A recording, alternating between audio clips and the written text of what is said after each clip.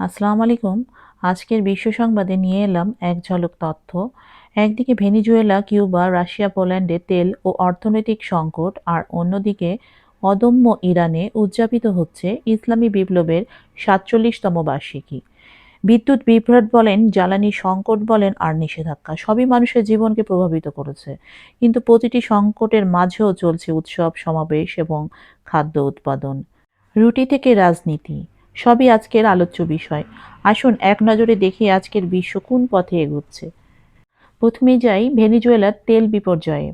ভেনেজুয়েলার সবচেয়ে বড় তেল শোধনাগার আমুয়ে রিফাইনারি বিদ্যুৎ বিভ্রাটের কারণে বন্ধ হয়ে গেছে। দৈনিক ৬,৪৫,০০০ ব্যারেল উৎপাদন ক্ষমতা থাকলেও হঠাৎ ব্ল্যাকআউটের পর নিরাপত্তাজনিত কারণে শোধনাগারটি বন্ধ হয়ে যায়। দীর্ঘদিন ধরে বিদ্যুৎ সমস্যা ভিডিভিএসএ রিফাইনারিগুলোকে পূর্ণ সক্ষমতার নিচে নামিয়ে দিয়েছে। বিশ্লেষকরা বলেছেন, আপাতত যুক্তরাষ্ট্রের সরাসরি লাভ না হলেও ভবিষ্যতে ভেনেজুয়েলার ভারী তেল রপ্তানি শুরু হলে যুক্তরাষ্ট্রের রিফাইনারিগুলো উপকৃত হতে পারে।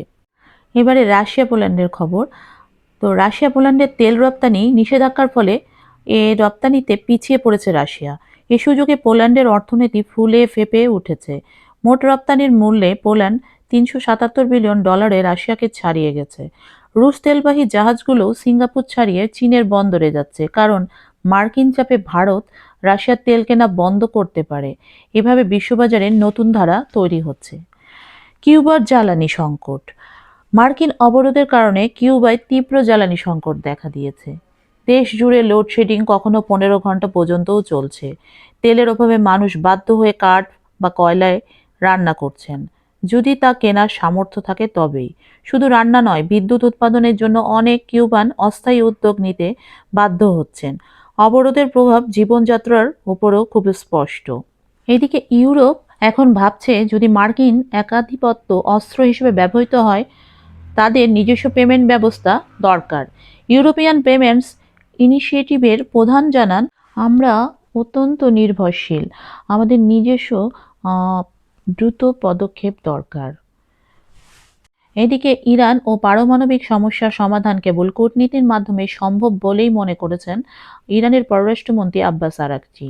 তিনি বলেন, বাস্তব ও ফলাফলমুখী আলোচনাই চাই, কিন্তু তা অর্জনের জন্য পারস্পরিক বিশ্বাস ও ইচ্ছাশক্তি প্রয়োজন।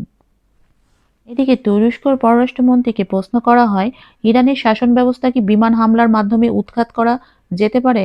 উত্তরে তিনি বলেন, না, সেটা ঘটবে না, শাসন ব্যবস্থা পতনও হবে না।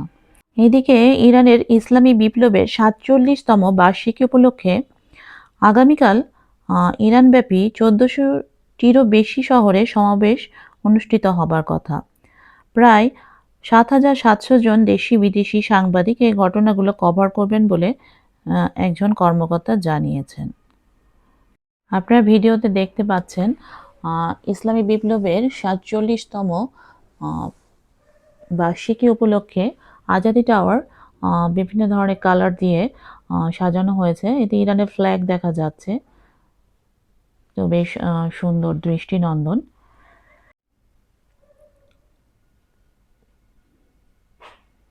আপনারা দেখতে পাচ্ছেন নিশ্চয়ই। এবার একটু অন্য প্রসঙ্গে আসি। সিরিয়ায় পুনরায় চালু হলো স্বয়ংক্রিয় বেকারি, বাড়ছে রুটি উৎপাদন। সিরিয়ার দারা প্রদেশে পূর্বাঞ্চলের বুসরাহারির এলাকায় সংস্কারের পর আবার চালু হয়েছে একটি স্বয়ংক্রিয় বেকারি। জাতিসংঘের বিশ্ব খাদ্য কর্মসূচির সহায়তায় বেকারিটি পুনরুদ্ধার করা হয়। বর্তমানে এই বেকারি প্রতিদিন প্রায় ১১,০০০ প্যাকেট রুটি উৎপাদন করতে পারছে। অনেক ধরনের সংকটের মাঝে এই খবরটি অবশ্যই ভালো লাগলো। যাই হোক, সবাই ভালো থাকুক, এই হলো কামনা। নিয়মিত গ্লোবাল আপডেটস নিয়ে আবারও দেখা হবে ইনশাল্লাহ। সেই পর্যন্ত আমাদের সঙ্গেই থাকুন, আর নতুন হলে অবশ্যই যুক্ত হবেন এই ধরনের খবরগুলো পাওয়ার জন্য। আজকে তাহলে এই পর্যন্তই। আল্লাহ হাফেজ।